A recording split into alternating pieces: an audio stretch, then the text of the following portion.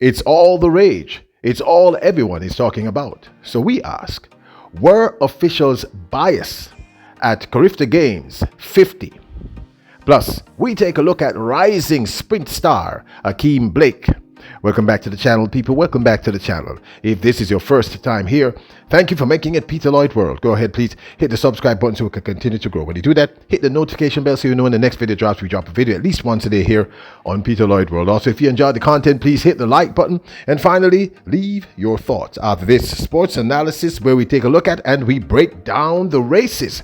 So, when you're ready, yep.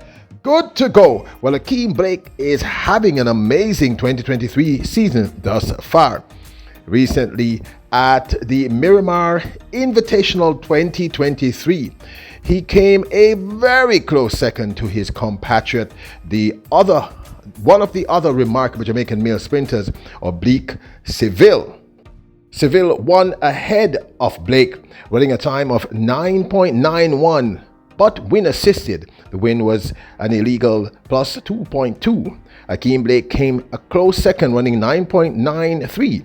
Of course, with the same win plus 2.2. So these were not legitimate times. Leaders.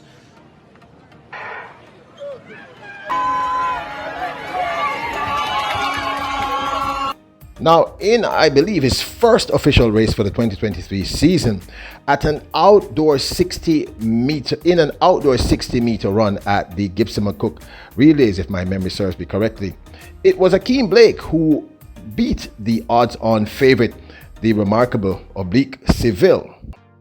Ackeem Blake won in a new personal best time of 6.42 seconds, which was the same time as second place Oblique Seville. And this was a really impressive run for the 21-year-old Titans Track Club athlete. Here's Ackeem Blake. Quite the story, this young man. Runs with his father in mind at all times. I'm sure. To the NACAC 100 title last year in Freeport, the Bahamas. Where should our eyes be focused, Gilbert?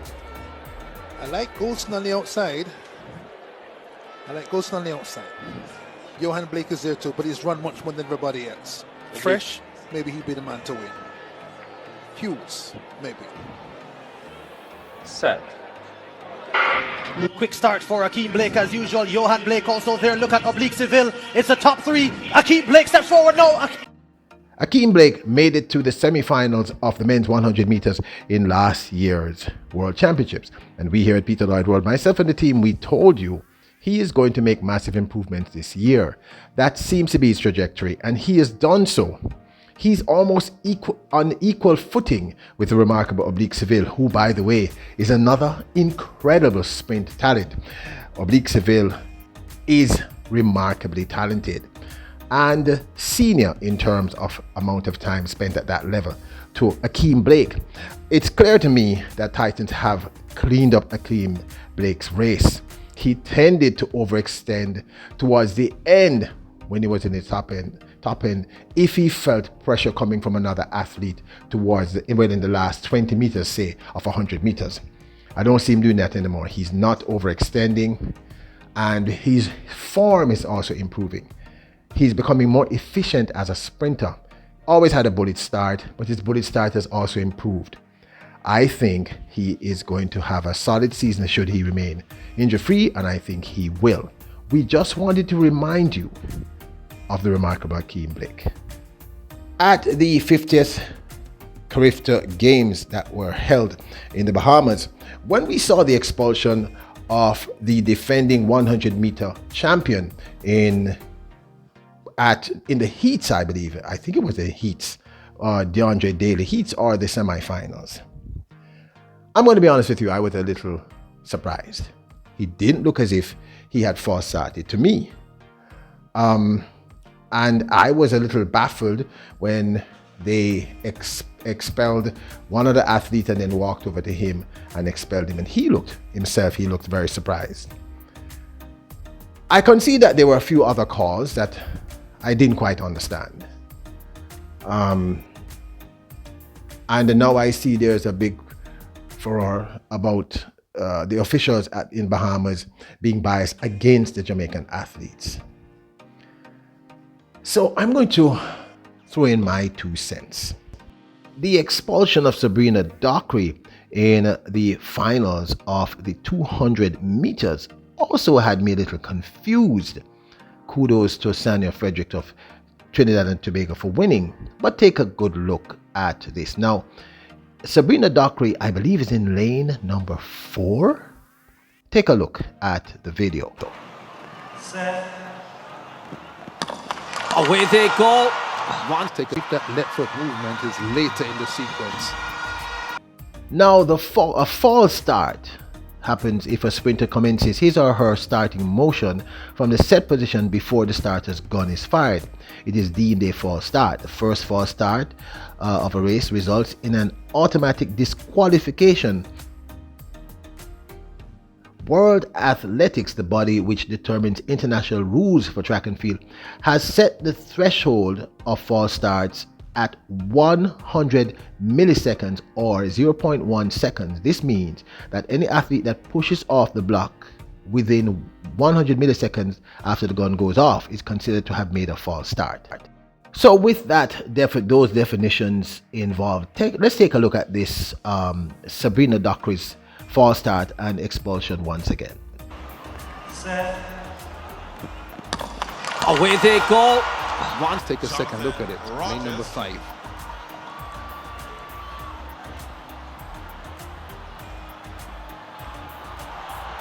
Left foot. Still against the pad. Now, if I'm going to be honest, Sabrina Dockery did flinch. She actually flinched the first time when they expelled the first athlete, and she did flinch there. It's kind of very obvious. You can see it. Now, I can't tell you if it was 0.01 in terms of reaction time to the gun. I have no clue. That's only something that the necessary equipment could tell us. Same thing with DeAndre Daly. Looking at it, I saw nothing. I think the problem we may be having is these false start rules. It may not really be the how would I call it now? The officials. It just might be these rules because they're very, very hard to interpret. And even more importantly, because of the infringement in terms of the reaction time of 0.01, we can't see that with the naked eye. It's just not possible. The athlete could simply be putting pressure on the pads that their feet are under. But I also know that the false start also includes the feet, both feet coming off the pads, that is with the blocks, we call it the blocks, and the hands lifting off the ground. Dockery didn't seem to have done any of that.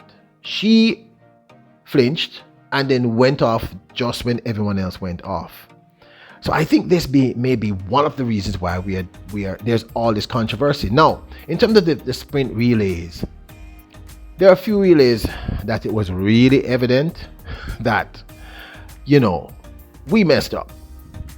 This is the second leg handover to the third leg by the Jamaicans in the boys on the 17 4x100 meter relays. Just look, watch. He literally had to stop, and you can see him step out of the box. He stepped out of the box, people. It's kind of really obvious. You see the tape there, he stepped out of the box. The thing is, when we are passionate about our athletes and our country, sometimes you're going to see things that are not there. But the truth is, I have to also state that I do not know the state of mind of all these officials. But I kind of find it hard to believe that there was some big, like they all met in a room and said, hey, this is what we're going to do to the Jamaican athletes. It seems unlikely. But I'm not saying it's not plausible that a couple of these calls, like I said, DeAndre Daly, I still don't understand. I've gone back and looked at that race 100 times. I don't understand what happened there. But like I said, because of that whole thing about the reaction time from the false start, and it could just be pressing on the pad. We don't know. We can't see the action. It could be something that we are not seeing, so we have to trust the officials. The other thing is that if we are to be honest with ourselves, and if we are passionate about track and field, we have to trust the officials.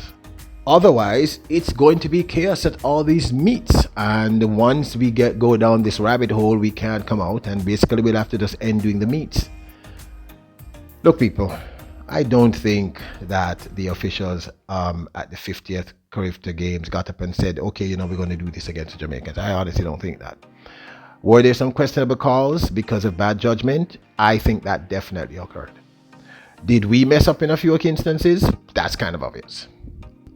Should the governing body of world athletics go back and look on some of these rules, like the false start rule that I will forever say needs to be thrown out because it's a preposterous rule and it's really, really hard to institute, and or if not throw out, at least allow the officials to have some degree of leverage,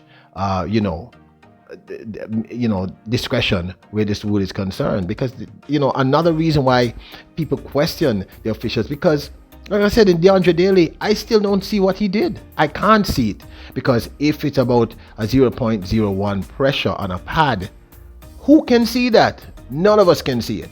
Only a machine can tell us it happens. And machines, as we all know, break down and can create errors. So do I think they were biased? They might have been biased personally because, they're supporting their athletes. But were they biased in the execution of their jobs? I don't think so. I think like all systems, athletics is a work in progress, and it will improve over the years. And as soon as you fix one issue, there's going to be other challenges. I think some of these rules, as I said, need to be either erased or revamped. I think that there might have been a few judgments that were questionable. And I also think that sometimes we get a little bit carried away. But this, of course, is my 2 cents. I'd love to hear your thoughts. Now, don't forget to hit the subscribe button, hit the notification bell, hit the like button. Remember, you are royals, kings and queens. Bless up!